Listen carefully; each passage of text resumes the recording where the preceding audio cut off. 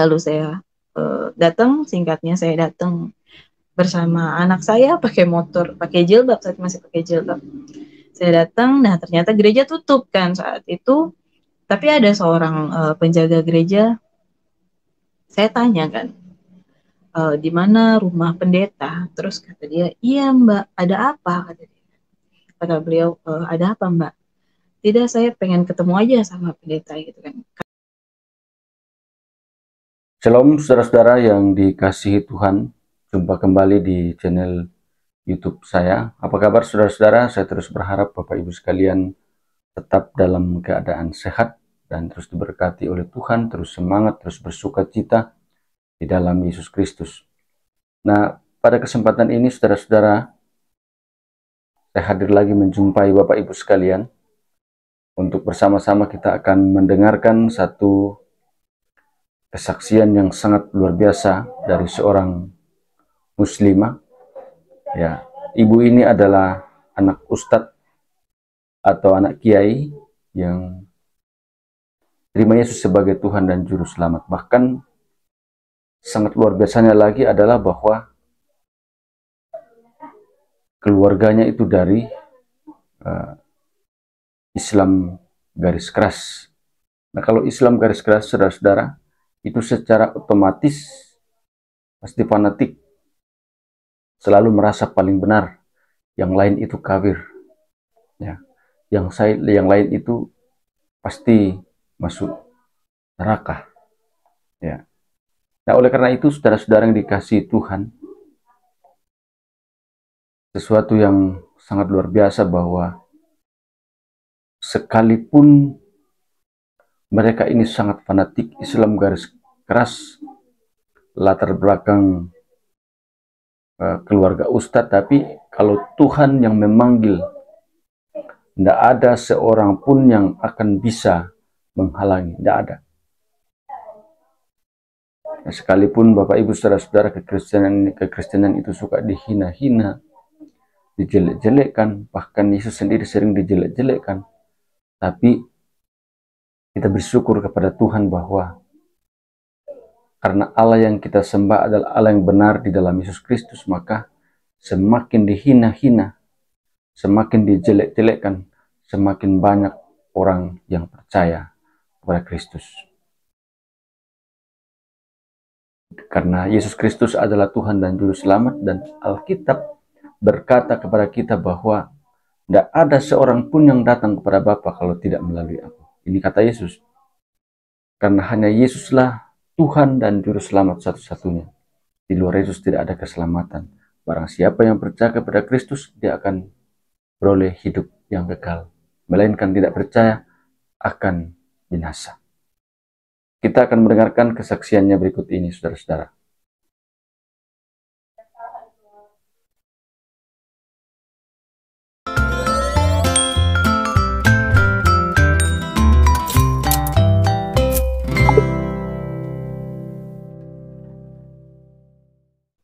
Dan saya makin penasaran gitu kan, kenapa seperti itu. Sudah, lalu saya melihat ke arah gerbang gereja, apa sih namanya, pintu gereja. Dan entah kenapa saya pengen masuk gitu kan. Saya pengen masuk ke dalam gereja itu. Saya minta izin saat itu sama beliau, saya bilang, Bapak, saya pengen masuk, boleh gitu. Terus beliau bilang gini, Mbak, kalau bukan Roh Kudus yang menggerakkan hati saya tidak mungkin mengizinkan Mbak untuk masuk ke dalam gereja gitu. Karena balik lagi mungkin takut saya pakai jilbab dan bawa anak gitu. Oh ya sudah gitu. Boleh. Gitu, ya sudah, beliau bukakan pintu gerejanya. Saya masuk, itu satu langkah pertama kaki saya menginjakkan gereja, ke dalam gereja itu, saya menangis parah, menangis hancur seperti anak kecil. Saya masuk, itu pertama kalinya saya selama 25 tahun itu saya menginjakan gereja HKBP di Condet. Saya menangis. Hal pertama yang saya cari adalah saya pengen banget melihat salib saat itu, karena bangunan gereja HKBP ini altarnya itu tinggi dan bawahnya itu landai, kan depannya itu rada landai, dan saya nggak tahu nih posisi salib ada di mana. Saya jalan ke dalam terus, ternyata ada di ujung kan, di atas gitu. Saya ketika melihat salib itu saya menangis, saudara-saudara, benar-benar nangis. Apa bisa dibilang tuh menangis seperti anak kecil gitu kan, hancur kayak orang kesurupan. Lalu saya bilang sama siapa beliau, saya bilang, Bapak bisa nggak tolong tinggalin saya sebentar. Terus iya bisa Mbak, gitu ya. Akhirnya beliau keluar. Saya ingat mimpi saya keempat itu ketika saya jabat tangan Tuhan, itu balik lagi apa yang saya rasakan di dalam gereja ini, itu sama seperti apa yang saya rasakan ketika mimpi keempat ketika jabat tangan Tuhan itu. Makanya saya menangis parah. Sudah selesai, lalu saya panggil beliau, saya bilang, saya minta untuk dibantu berdoa, karena saya tidak tahu cara berdoa orang Kristen itu seperti apa kan. Saat itu beliau bilang, oh sudah Mbak gitu. Jadi beliau duduk di depan saya dan saya di belakangnya. Yang saya ingat saat itu beliau berdoa tentang terima kasih Tuhan, Engkau telah menemukan apa sih, anak, tentang anak domba yang hilang, seperti itu. Yang saya ingat tuh seperti itu kan. Lalu selesai berdoa, saya mengucapkan terima kasih, saya izin pamit sama beliau. Saya cerita sama Rin, kan. Saya cerita sama Rin tentang apa yang saya alami di HKBP ini. Lalu Rin balik tanya ke saya, kamu kecewa gitu kan? Terus kamu kecewa nggak ditolak sama pendetanya gitu kan? Terus saya bilang balik lagi, saya nggak kecewa sama sekali. Justru saya makin penasaran kenapa saya bisa ditolak sama seorang pendeta. Padahal ketika ada seseorang yang masuk dari agama apapun gitu kan, ketika mau masuk ke dalam Muslim, itu sangat disambut baik gitu kan sama para ustadz gitu. Tapi kenapa giliran saya itu ditolak? Kenapa bisa gitu kan? Oh ya sudah, bagus kata dia kalau nggak kecewa. Lalu beberapa hari kemudian saya masih penasaran gitu kan. Saya pengen bertemu sama seorang pendeta. Saya ingin berbincang gitu kan. Kenapa saya bisa bermimpi seperti ini? Gereja-gereja yang ada di Jakarta. Saat itu karena pandemi COVID kan, jadi ada gereja yang benar-benar tutup, ada yang buka dengan jam-jam tertentu. Dan saat itu saya mendapatkan GBI Tamini Square. Itu di sana mempunyai jam ibadah itu jam 8, jam 10, dan jam 2 siang. Jadi saya berpikir saat itu saya mengambil jam ibadah itu jam 10. Gitu kan. Lalu sebelum saya pergi ke gereja, sebelum hari Minggu nih, saya berdoa gitu kan. Atau menantang, balik lagi, kalau menantang tuh kayak kasar. Saya bukan menantang, kayak Tuhan kalau memang kau tunjukkan apa sih, jalan ke gereja GBI ini, Tuhan kalau memang ini yang kau berikan jalan untuk saya menemukan apa yang saya cari, Tuhan permudahkan untuk keluar rumah itu termasuk susah kalau saya tuh. Jadi di samping saya punya anak kecil kan, dan keluar itu sering ditanya gitu mau kemana gitu kan, takut nggak bisa keluar gitu kan pagi-pagi. Lalu tibalah hari Minggu pagi nih, saya bangun lalu sekitar jam 9:30 10-an kan, karena nggak terlalu jauh itu dari rumah saya jaraknya, hanya naik motor sekitar 15 menit saja. Saya turun ke bawah, nah puji Tuhan itu anak saya itu belum bangun saat itu. Lalu saya turun ke bawah, saya keluarin motor kan, saya buka gerbang, itu orang tua saya nggak nanya sama sekali kan mau kemana. Jadi tiba-tiba tuh jalan kling gitu kan, tiba-tiba jalan lancar banget, dan tanpa disangka saya sudah sampai di parkiran basement mall. Jadi gereja GBI Tamini Square ini terletak di paling atas gitu kan, paling atas di atas mall. Saya juga pilih itu karena takut juga gitu kan, kalau suatu saat ada orang yang lihat saya ke dalam masuk ke gereja gitu kan. Kenapa saya pilih mall kan, karena kan biar orang tidak terlalu curiga gitu. Lalu saya sampai ke parkiran basement mall, saya buka jilbab saya pergi ke kamar mandi untuk beres-beres rambut, rapi-rapi diri, lalu saya naik ke atas. Itu sebelum saya sampai itu sudah terdengar suara musik gitu kan, suara musik dari gereja tersebut. Lalu saya datang ke depan gereja, penjaga gerejanya tanya gitu kan, iya mbak gitu kan, kenapa gitu. Saya bilang saya mau beribadah. Terus kata masnya apa namanya, iya mbak dari mana gitu kan, rumah mbak di mana, gini gini gini. Saya jawab. Di saat itu saya tidak bilang latar belakang saya itu seorang muslim, karena balik lagi saya takut ditolak gitu kan. Terus nggak boleh, istilahnya nggak boleh masuk nih sama penjaganya ini karena apa namanya kuota gitu kan. Dan dia sebelumnya bertanya kayak, mbak udah daftar gitu kan. Terus saya bilang memang ibadah itu harus daftar gitu kan, harus daftar kan ya, karena pandemi COVID, jadi kita membatasi kuota jemaat untuk beribadah. Terus saat itu lalu istilahnya saya tidak diizinkan untuk masuk, dengan rasa sedih gitu kan di hati. Tiba-tiba ada seorang laki-laki nyamperin saya kan, kenapa ini gitu kan, nyamperin kami, kenapa, ada apa. Terus entah kenapa bibir saya mengucap, saya muslim, saya pengen masuk ke dalam gitu kan. Saya pengen beribadah. Terus oh iya masuk silakan. Itu saya langsung menangis, di situ saya langsung meneteskan air mata, terima kasih Tuhan gitu kan. Maksudnya ada satu kerinduan berat, entah kenapa ada satu kerinduan berat yang saya pengen masuk gitu ke dalam gereja. Jadi saya menangis kan. Lalu saya dikasih face shield karena saya tidak tahu apa sih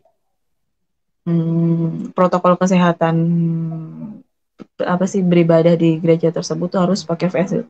Saya hanya menggunakan masker kan. Saya dikasih face shield dan saya masuk ke dalam gereja, saya duduk di paling belakang dan itu di depan pintu keluar kan, pintu masuk. Sudah saya duduk di situ lalu mendengar lagu-lagu rohani. Itu pertama kalinya saya tersentuh sama lagu rohani itu di GBI Tamini Square. Lalu sudah habis itu tidak lama kemudian selesai lagu-lagu rohani, seorang pendeta itu berkhotbah domba yang hilang gitu kan. Saya kaget gitu kan. Ternyata apa sih namanya, tanpa saya bertanya pada seorang pendeta, saya menemukan jawaban apa yang saya cari.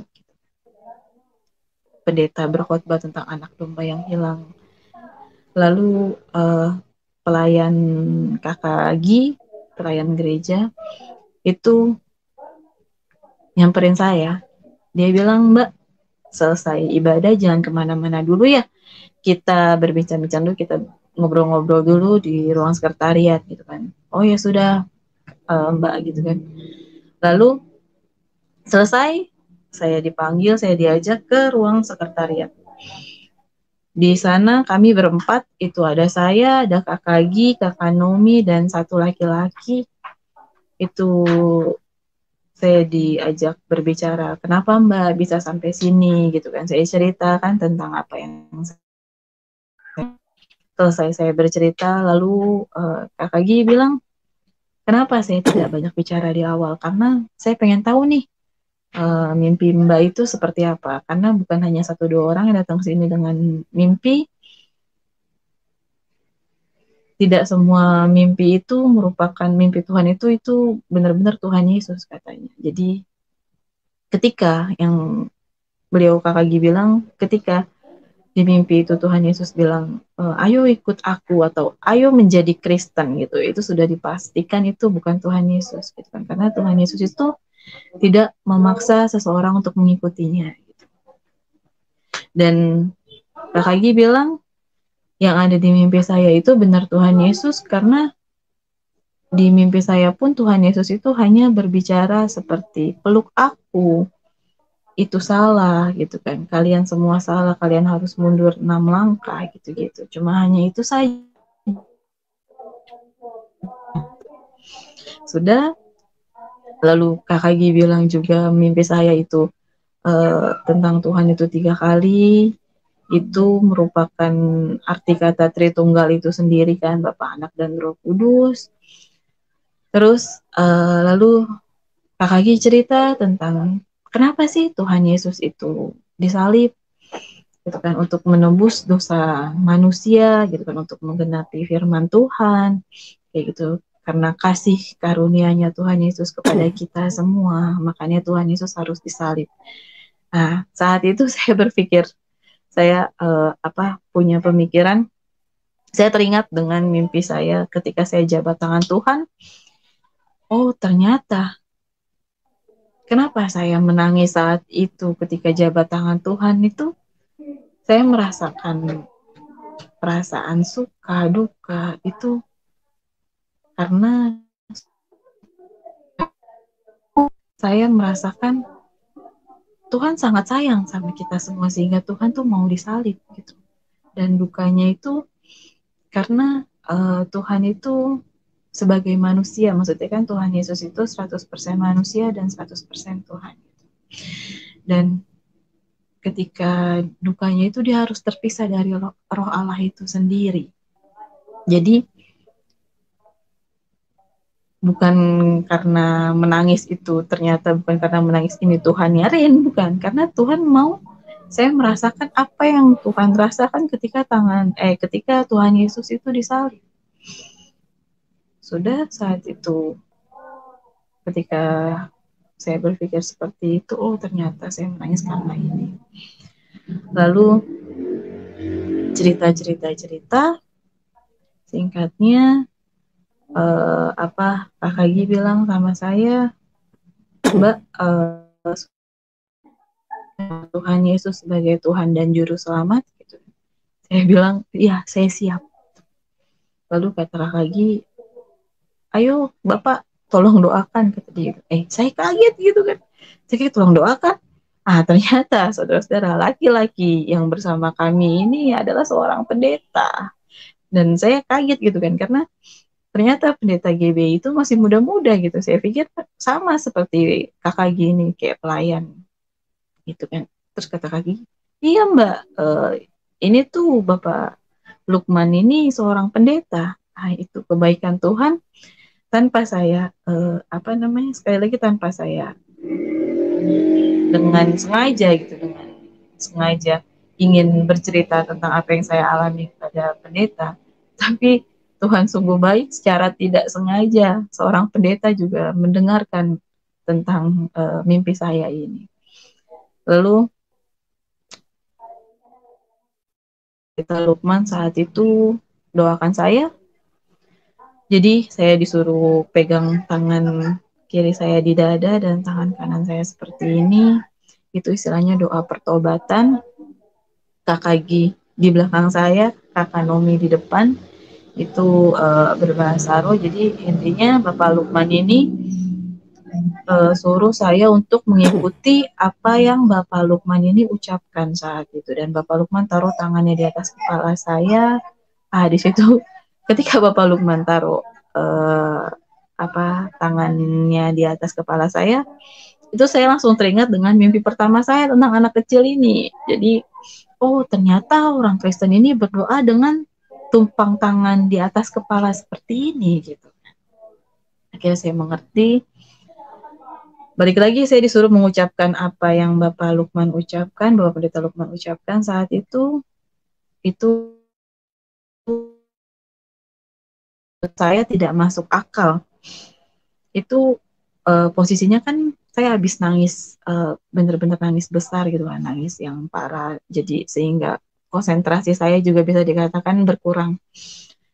Dan Kakak Nomi pun dan Kakak Gi itu mereka berbahasa roh kan di saat Bapak Lukman berdoa kepada saya dan saya disuruh mengucapkan itu.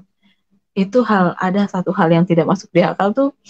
Jadi seakan tuh lidah dan bibir saya itu tahu apa yang saya mau ucapkan gitu kan. Jadi ketika sehabis menangis konsentrasi berkurang. Logikanya ketika kita habis menangis dan konsentrasi berkurang, apalagi Kakak Gi dan Kakak Nomi itu berbahasa roh di depan, di depan dan belakang saya, itu sangat tidak mungkin saya bisa mengikuti apa yang Bapak Lukman ucapkan secara cepat.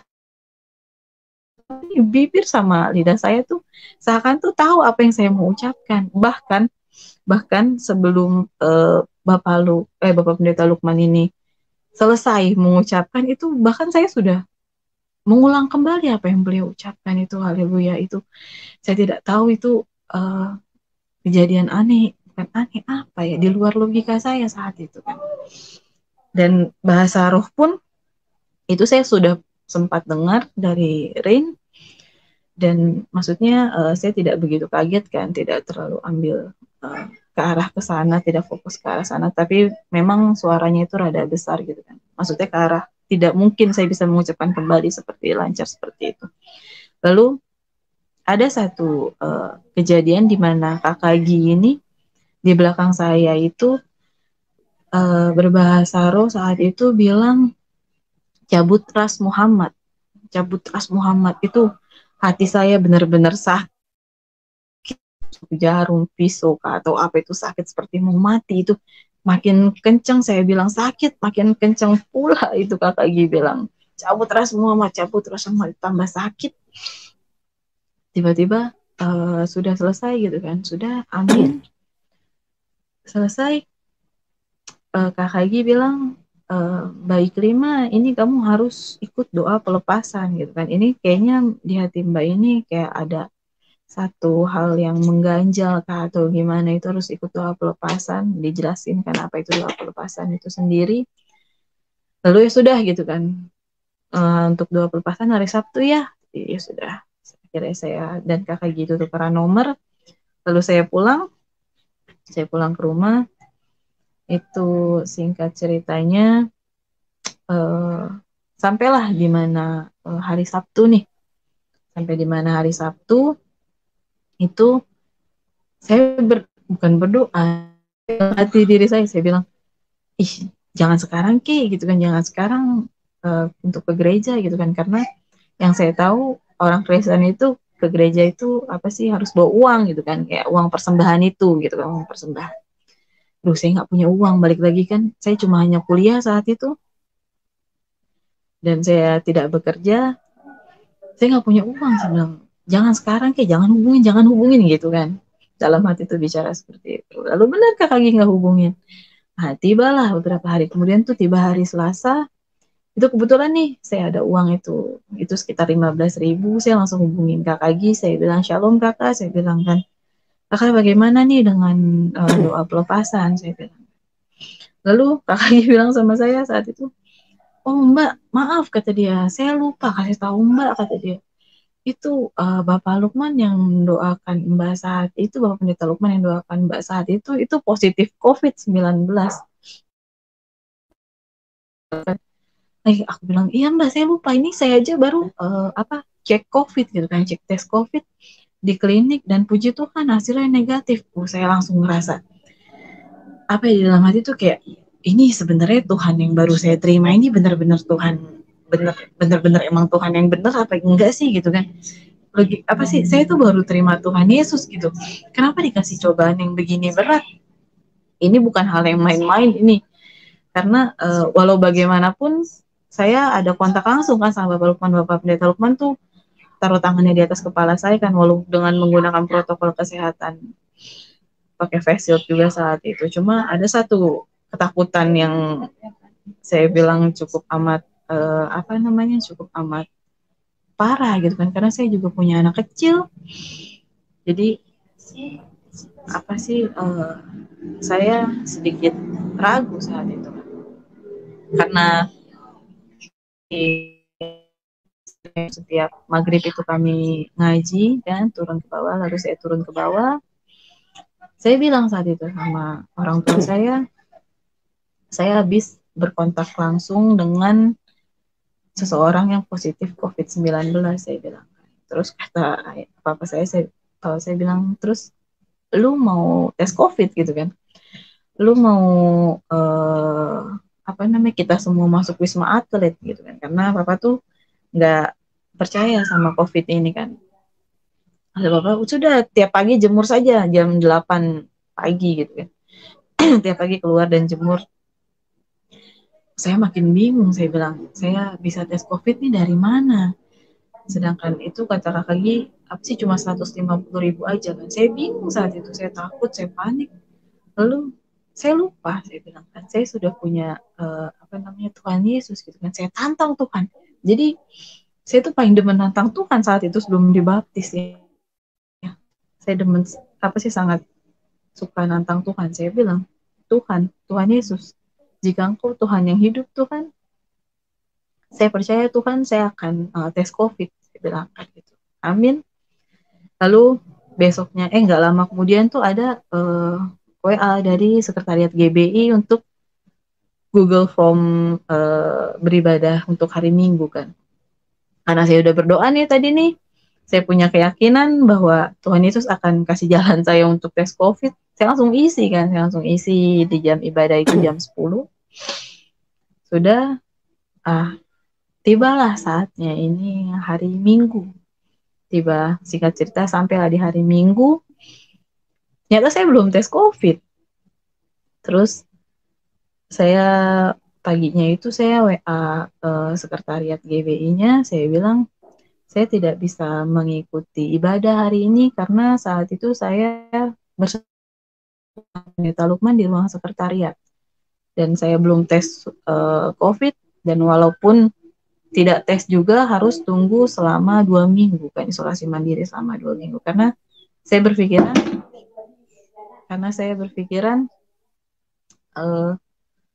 jangan sampai kursi yang saya pesan itu kosong gitu, lebih baik jemaat lain yang mengisi. Makanya saya konfirmasi kembali. Sudah saatnya, oh ya sudah Mbak, tidak apa-apa gitu. Tapi tidak lama kemudian Sekretariat GB-nya ini telepon saya. Beliau bilang, Mbak bisa nggak datang ke gereja nanti jam 11 gitu kan. Soalnya ini ada tes COVID gratis itu gereja punya gitu kan, untuk internal gereja. Wih, saya langsung senang kan. Saya bilang, Tuhan Yesus benar memang Tuhan gitu kan. Saya bilang, iya bisa Pak. Saya bilang kan, nanti saya datang. Jadi datang, tapi untuk kali ini saya parkir di paling atas. Saya parkir paling atas. Lalu pas saya keluar dari parkiran, tim medisnya ini baru keluar dari ruang sekretariat, dan sekretariat GBI-nya ini baru keluar dari gereja. Jadi kami ini secara tidak langsung itu bertemu bertiga gitu kan.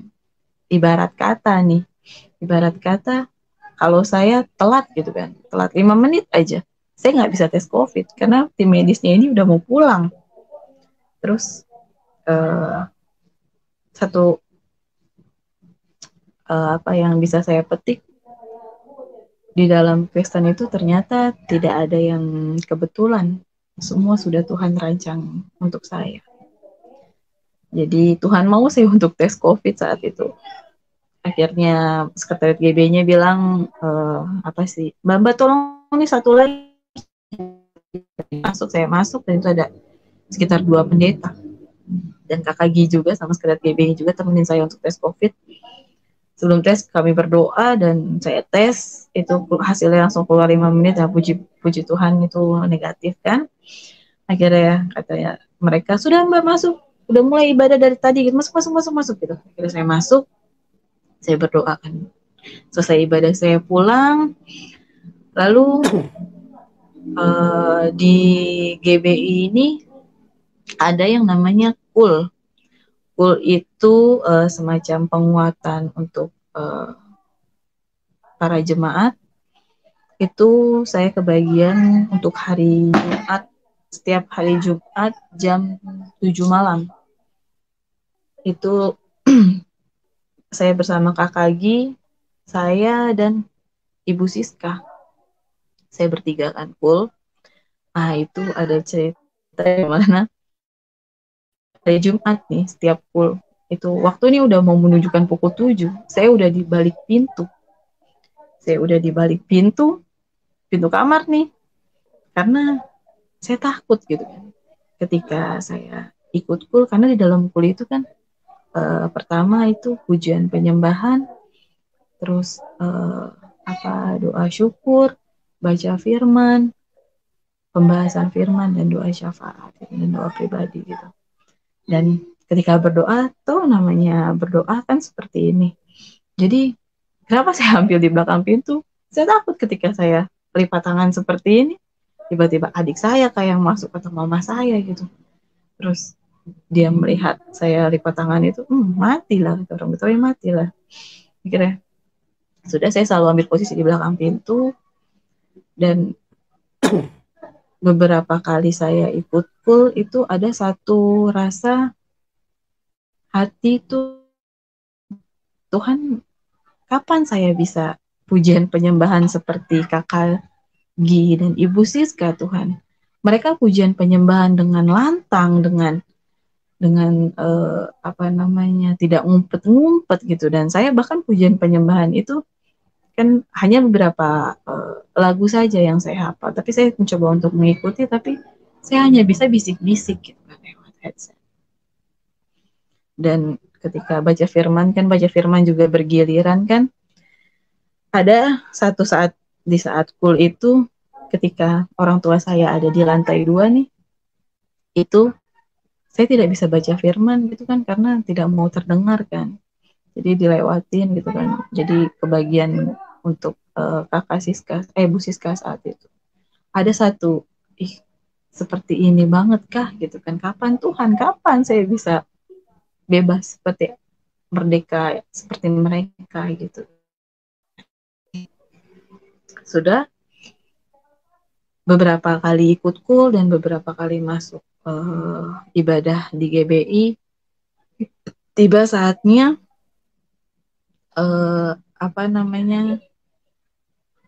untuk belum, mohon maaf.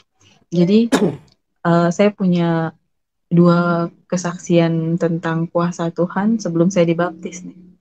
Tentang kuasa Tuhan itu ada di mana saya ingin mencari buku untuk kuliah saat itu. Buku untuk kuliah, buku bekas. Ada toko buku bekas di depan Terminal Pinang Ranti, tapi ternyata udah digusur kan. Dan saya coba cari nomor teleponnya dan puji Tuhan ketemu. Saya coba WA dan beliau kirimkan lokasi terbaru kan rumahnya. Lalu saya sebelum berangkat nih cari lewat Google Maps gitu kan. Saya nggak pernah beli paket data karena di rumah pakai di Google Maps patokan sebelah sini, dan saya hafal gitu kan, saya tahu itu jalanan. Terus tetapi ketika sampai di lapangan nih, itu ternyata banyak banget gang, dan saya pusing, saya bingung, saya puter-puter, saya tanya sini nggak ketemu gitu kan, nggak ada yang tahu gitu. Mungkin dalam pikiran saya ini biasanya kalau orang asli situ ditanya langsung tahu gitu kan, mungkin ini penjual buku ini ngontrak apa gimana gitu kan, sehingga tidak ada yang tahu kan. Terus saya udah capek muter-muter dan saya takut anak saya nangis juga kan, karena saya tinggal. Lalu saya saat itu tantang Tuhan lagi kan, saya berdoa sama Tuhan, dan doa saya saat itu, Tuhan, jika Engkau Tuhan yang hidup gitu kan, karena saya selalu berdoa jika Engkau Tuhan yang hidup, karena Rin ngajarinnya itu cuma jika Engkau Tuhan yang hidup, jika Engkau Tuhan yang hidup, Engkau akan tunjukkan Tuhan di mana rumah toko buku ini Tuhan. Percaya. Amin. Itu saya jalanin motor kan, saya jalankan motor itu sekitar 5 meter ke depan, nggak jauh. Setelah saya selesai berdoa itu, saya tanya sama satu orang dan dia tahu, dia bilang, oh toko buku ini Mbak, belok sini, dan puji Tuhan itu ketemu. Tuhan Yesus benar-benar luar biasa. Terus saya makin kagum kan sama Tuhan Yesus tuh saat itu.